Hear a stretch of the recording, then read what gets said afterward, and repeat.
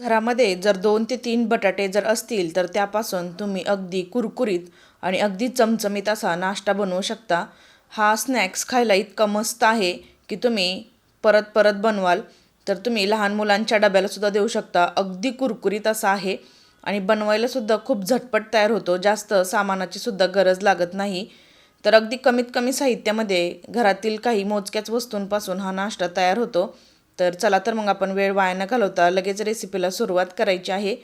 Recipe बनवण्यासाठी इथे मी 2 उकडलेले बटाटे घेतलेले आहेत. बटाटे आपल्याला व्यवस्थित मॅश करून घ्यायचे आहेत. यामध्ये बटाट्याचे कण राहता कामा नये. तुम्ही मॅश करू शकता किंवा ग्रेटरने ग्रेट केलं तरीसुद्धा चालेल. बटाटे व्यवस्थित शिजले गेलेले पाहिजेत. तर अशा प्रकारे आपल्याला व्यवस्थित मॅश करून घ्यायचं आहे. मॅश करून झाल्यानंतर यामध्ये अगदी काही थोडंसं सामान आपल्याला इथे लागणार आहे. तर कट केलेली कोथिंबीर घालायची आहे. चवीनुसार यामध्ये आपल्याला मीठ घालायचं आहे. ऑरिगॅनो आणि चिली फ्लेक्स घालायचे आहेत. तर तिखटाचं प्रमाण तुम्हाला जितकं जास्त हवं असेल त्यानुसार तुम्ही प्रमाण कमी जास्त करू शकता. तर इथे बघू शकतो चिली फ्लेक्स घातल्यानंतर ऑरिगॅनो घालायचं आहे आणि एवढंच सामान इथे आपल्याला लागणार आहे. जास्तीचं सामान इथे लागणार नाही. तर तुम्ही बघू शकता एवढ्या सामानामध्ये आपण अगदी मस्त आणि कुरकुरीत असा हा स्नॅक्स बनवणार आहोत. सगळ्यात शेवटी यामध्ये आपल्याला अर्धी वाटी कॉर्नफ्लॉवर लागणार आहे. तर या बटाट्यांसाठी आपल्याला इथे अर्धीच वाटी कॉर्नफ्लॉवर लागणार आहे. तर सुरुवातीला चमच्याने व्यवस्थित याच्या गाठी फोडून घ्यायच्या आणि नंतर हाताने व्यवस्थित मॅश करून घ्यायचा आहे जेणेकरून याचा एकसंध गोळा तयार होईल.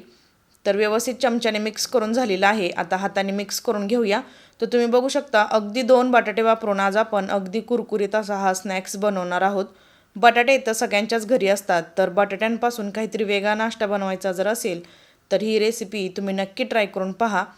त्याचबरोबर सकाळच्या वेळेस मुलांच्या डब्यासाठी तुम्ही अगदी झटपट देखील हा नाश्ता बनवू शकता. तर गोळासुद्धा आपला बनवून तयार झालेला आहे. आता इथे मी सुरुवातीला हलकंसं तेल लावून घेतलेलं आहे. तेलामुळे आपला जो गोळा आहे तो खाली चिटकणार नाही आणि लाटण्याने व्यवस्थित हलकंसं लाटून घ्यायचं आहे. जास्त जोर लावायचं नाही. तर तुम्ही बघू शकता बाजूने याला तडे जात आहेत. तर तडे जरी गेले तरी काही हरकत नाही.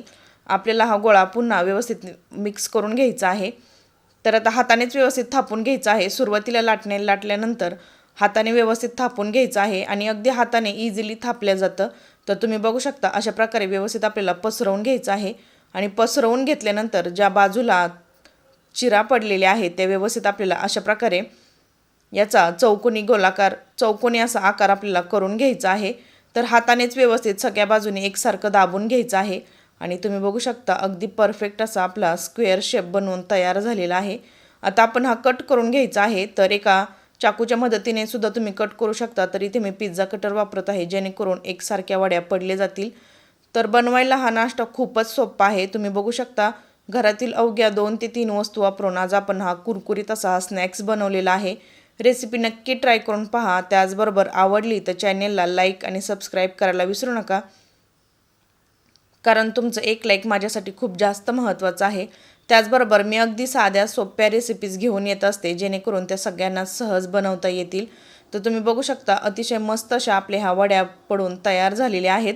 आता आपण ह्या तळायला घेऊया.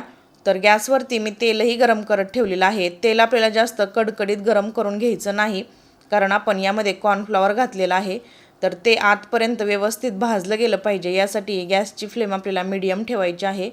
मीडियम फ्लेमवरती आपण हा सर्व नाश्ता या कढईमध्ये घालून तळून घेणार आहे. तर कढईमध्ये तुम्ही बघू शकता एकाच वेळेस भरपूर असा हा नाश्ता घातल्यामुळे पटकन भाजला जातो. तर 1 ते 2 मिनिटानंतर तुम्ही बघू शकता नाश्ता फुगून वर आलेला आहे. जे आपण काप बनवलेले होते बटाट्याचे ते ॲटोमॅटिक स्वतःहून फुगून वर आलेले आहेत आणि मग अशा वेळेस आपल्याला हे पलटी करून घ्यायचं आहे. तोपर्यंत याला हात लावायचा नाही, नाहीतर ते तेलामध्ये चिटकून बसतील आणि आपला सगळा नाश्ता खराब होईल.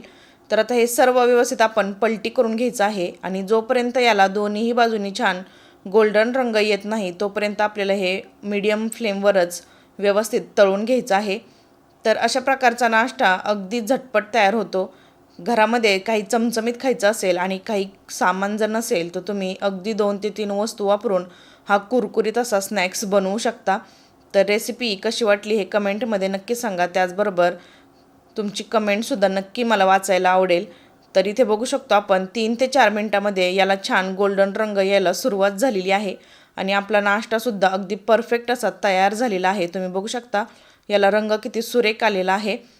तर आता आपला हा नाश्ता तयार झालेला आहे. आता आपण काढून घेऊया. तर तुम्ही बघू शकता जास्त तेलकटही होत नाही आणि अगदी कुरकुरीत असा हा स्नॅक्स तयार होतो. तर रेसिपी नक्की ट्राय करून पहा. तर इथे बघू शकतो आपण दिसायला जितका सुंदर आहे तितकाच हा नाश्ता अगदी खायला कुरकुरीत सुद्धा आहे. तुम्ही असाही खाऊ शकता किंवा तुम्हाला याबरोबर चटणी जर लागत असेल तरीसुद्धा तुम्ही चटणीबरोबरही खाऊ शकता. लहान मुलांना तर केचप बरोबरच खायला खूप आवडेल इतका हा नाश्ता खायला मस्त आहे. तर रेसिपी नक्की ट्राय करून पहा. पुन्हा भेटूया आपण अशाच एका नवीन छानशा रेसिपीसोबत. तोपर्यंत धन्यवाद.